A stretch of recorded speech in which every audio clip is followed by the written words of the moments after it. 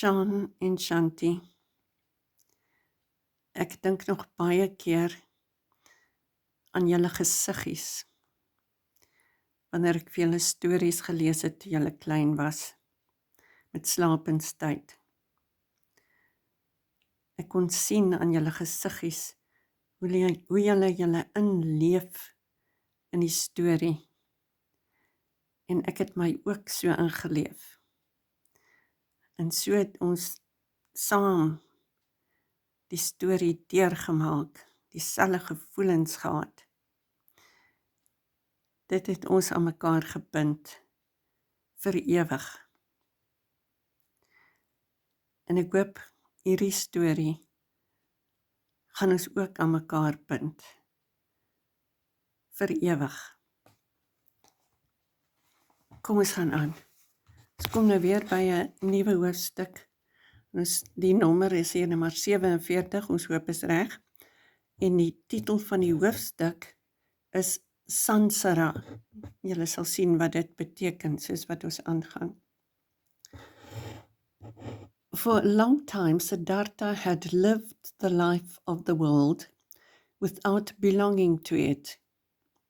His senses, which he had deadened during his ardent samana years, were again awakened. He had tasted riches, passion, and power, but for a long time he remained a samana in his heart. Clever Kamala had recognized this. His life was always directed by the art of thinking, waiting, and fasting. The people of the world, the ordinary people, were still alien to him, just as he was apart from them. The years passed by. Enveloped by comfortable circumstances, Siddharta hardly noticed their passing. He had become rich.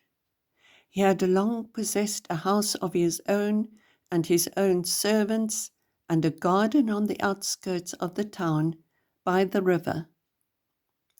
People liked him. They came to him if they wanted money or advice.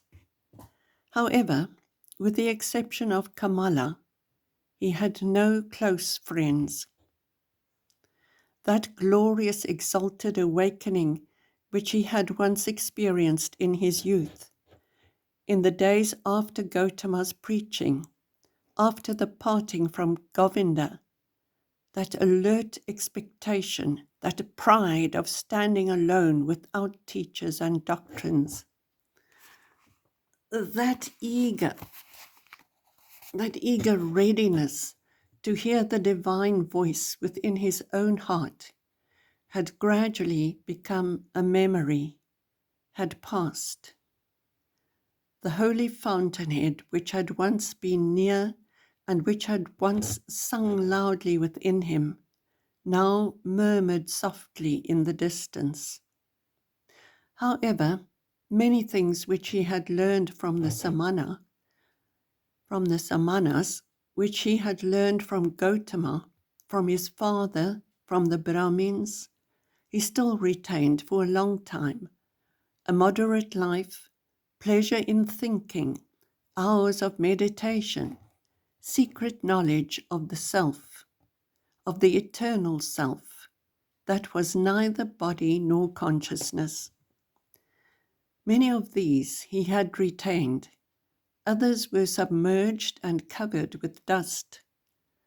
Just as the potter's wheel, once set into motion, still turns for a long time and then turns only very slowly and stops, so did the wheel of the ascetic, the wheel of thinking, the wheel of discrimination, still revolve for a long time in Siddharta's soul. It still revolved, but slowly and hesitatingly, and it had nearly come to a standstill. Slowly, like moisture entering the dying tree trunk, slowly filling and rotting it, so did the world and inertia creep into Siddharta's soul. It slowly filled his soul, made it heavy, made it tired, sent it to sleep. But on the other hand, his senses became more awakened.